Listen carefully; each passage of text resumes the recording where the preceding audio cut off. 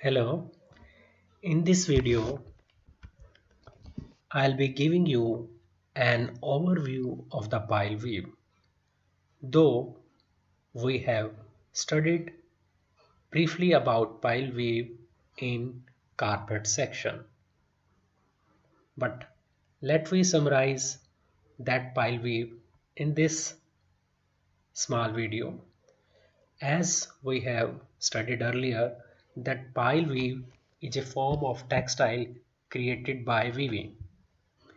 Not necessarily by weaving. Now there are other way also by means of which the loops can be created. That may include knitting, knotting, flocking and non-woven as well. But majorly this pile or the loops are formed by the weaving. Now this type of fabric is characterized by a pile, mean a loop or tufted surface that will extend above the ground weave. So here the pile or loops are formed on the ground structure which is made by the ground weave and over which the supplemental yarn may run either in the direction of the length of the fabric or width of the fabric. I will speak about that how this pile is being formed briefly either in the length or the width of a fabric ahead.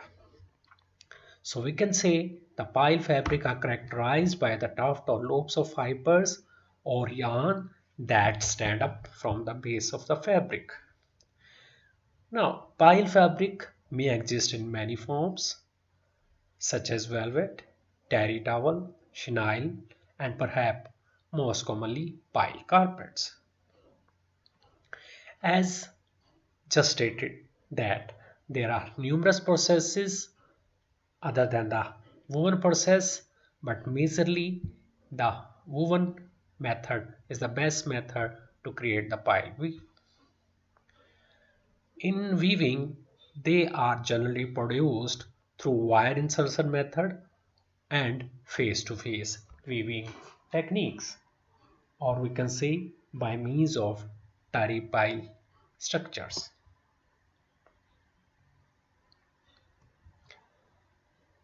Now, in woven pile structure, these are of two types broadly. One is weft pile structure.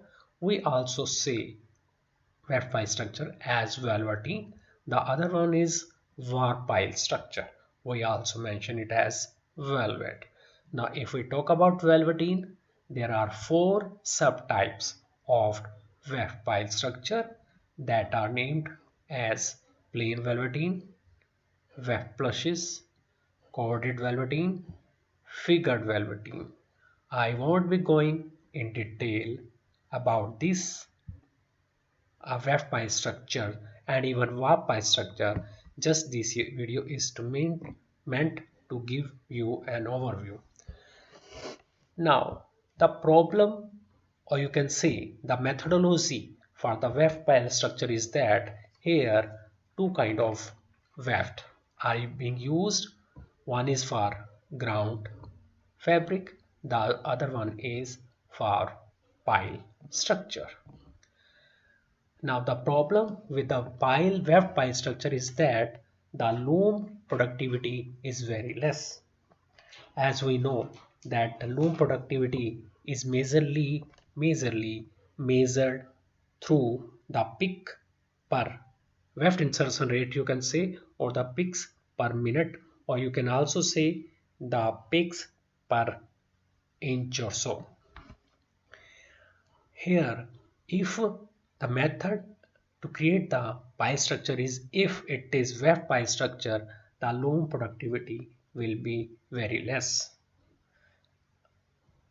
Though the ground weave which may employ may be plain weave or even twill weave 2 by 1 or 2 by 2, the plain weave ground structure provides more firmness, or you can say the durability would be more if we prefer plain weave. However, this I would say weft pile structures are costly because of the lesser productivity. Now, another kind of pile structure in weaving method is the warp pile structure. These are of further two type. One is terry pile, as mentioned earlier. Sometime we also call it face to face technique. The second one is wire pile structure. Uh, Now we'll be speaking little bit about warp pile structure because these are majorly produced. But before that, if generally in layman language, if we say that what are the different kind of pile fabric, so we can say that four type of terry structure can exist. The first one here it is shown. It is single side terry. This is both side terry. This alternate single side terry, and the fourth one alternate both side terry. Now what is the difference between among all these? In the first category, single side terry. Here you see this is the ground structure, ground weave, and here one here you see the terry pile structure is being formed on the face side of the fabric. Okay, let me explain about the warp pile structure so that you would be able to understand better. In warp pile structure, we are using two set of warp beam and one set of weft thread. I am repeating. In case of fabric formation or the cloth, you have simply studied that one set of warp beam and one set of weft threads are used. But since here the extra loops are to be formed, so two set of warp beams are being employed. One set of warp beam, we say the warp beam, which is uh, heavily tensioned and used for making the ground weave. The another beam we also say the pile warp beam, which is loosely tensioned and is used to form the pile onto the ground structure. So two set of warp beams are being formed.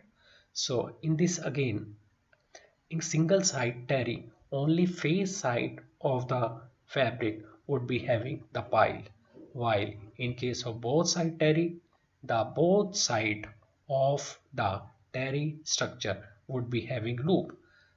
This is also reversible.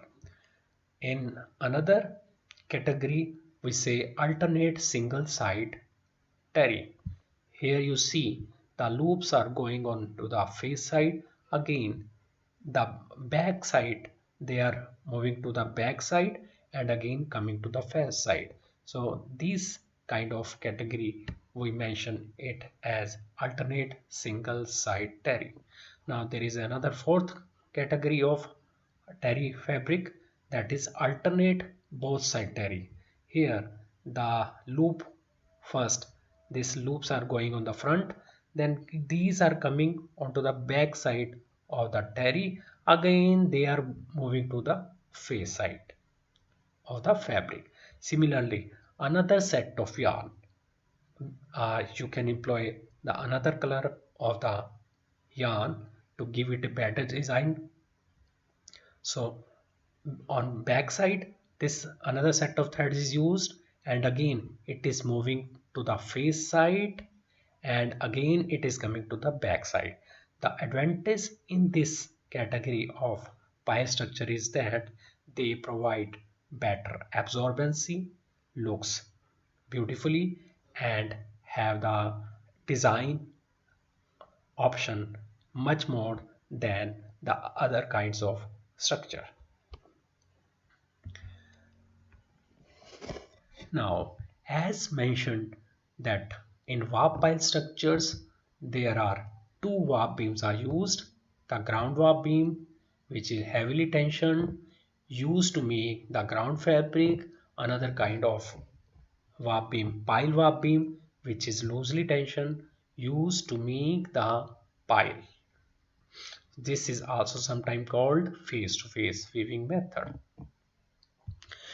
In this category, the loop piles are created with vertical links provided by the extra set of warp yarn. Since here we are using two kind of warp beams, so they are also sort of interlaced or giving some vertical links which help to bond it with the ground structure. The another kind of category in the warp pile structure is the wire pile. Here, as I mentioned in carpet video, that wire are inserted as per the design or as per the sequence. When the shed is formed, these after bit up, the warp yarn will protrude, will come outside because of the wire, and this wire may be withdrawn, or some mechanism may be there which will cut these loops to make it as a cut loop piles, or we can left as it is to create a full loop pile. Now, the most common type of velvet is a cut pile woven fabric. See, in terry toweling, we are keeping the full loop as it is, but when we are using it for furnishing application, these cut piles are cut so that it looks better, and even the single loop when cut will give two vertical yarn structure protruding from the ground yarn. While in terry fabric, loops are formed on both sides of the fabric. And so this was about the woven pile. And as mentioned, it is also possible to produce pile effects through knitting and or even from non-woven fabrics. But we won't be going in detail. So this was small video about pile weave. Thank you.